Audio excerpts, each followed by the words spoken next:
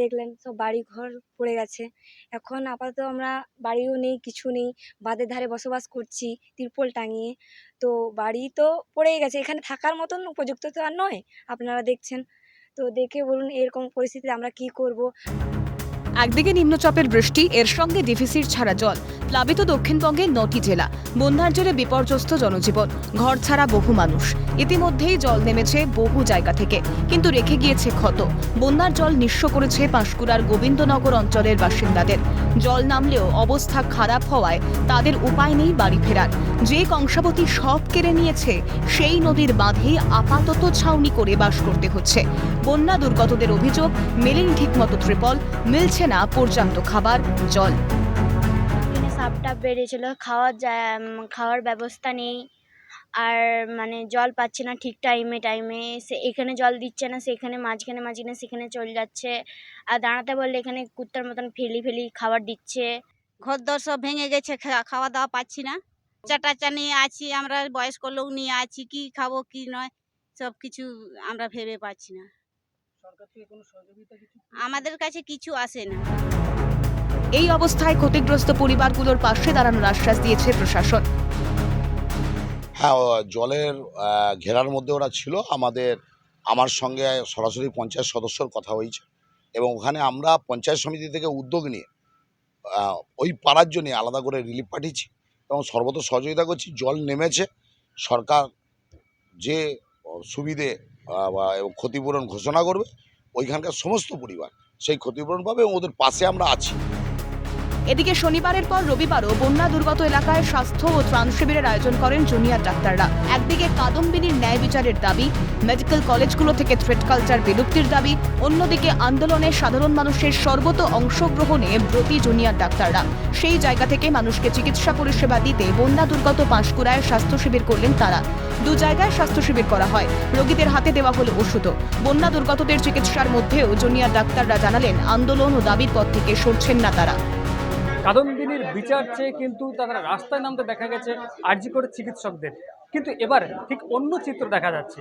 কারণ পাঁশকুড়ায় যেভাবে ভয়াবহ বন্যা পরিস্থিতি তৈরি হয়েছে, সেক্ষেত্রে কিন্তু বহু মানুষ কিন্তু চিকিৎসা পরিষেবা থেকে তারা ব্যাহত রয়েছেন, কারণ চিকিৎসা পরিষেবা পাচ্ছেন না, ওষুধপত্র ঠিকমতো পাচ্ছেন না বন্যার কবলে থেকে। ঠিক তাদের পাশে এসে দাঁড়ালেন আরজি করেন সেই চিকিৎসকরা যারা কাদম্বিনী হত্যাকাণ্ডের বিচার চেয়ে পথে নেমেছেন। তারা এবারে পাঁশকুড়ার কনকপুর মক্তব স্কুল এবং তার পাশাপাশি গড় পুরুষোত্তমপুর এলাকার একটি ক্লাবে এসে তার 2 জায়গায় মেডিকেল ক্যাম্প খুলে বসে। দেখুন, আমরা যে আন্দোলনটা করেছি ন্যায় বিচারের দাবিতে, যে দুর্নীতির বিরুদ্ধে আমাদের এই আন্দোলন, সেইখানে এই মুহূর্তে দাঁড়িয়ে আমাদের আন্দোলন প্রথম দিন থেকে দেখেছি সাধারণ মানুষ এই আন্দোলনের সাথে আছেন।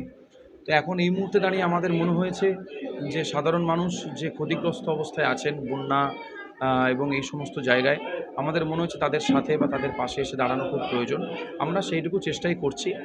বার্তা এটাই যে আমরা যেটা শুরুর দিন থেকে বলে এসেছি যে আমরা আমাদের দিক থেকে যেমন এমার্জেন্সি পরিষেবা অন করেছি এবং বন্যা কবলিত মানুষের জন্য আমরা মনে করেছি যে আমরা কাজে যোগ দেব এবং সেই জায়গা থেকেই আমরা অভয়া ক্লিনিক শুরু করেছি।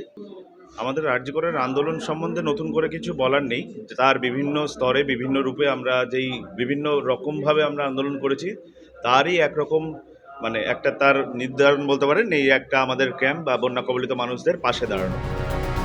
স্বাস্থ্য শিবির হওয়ায় খুশি স্থানীয়রাও। এই অসহায় মানুষদের যারা অসুস্থ হয়ে পড়েছেন, যাদের ঘরবাড়ি ভেঙে গেছে, যারা বন্যায় হাবুডুবু খাচ্ছে, তারা কোনো রকম যাতে বিপদে না পড়ে,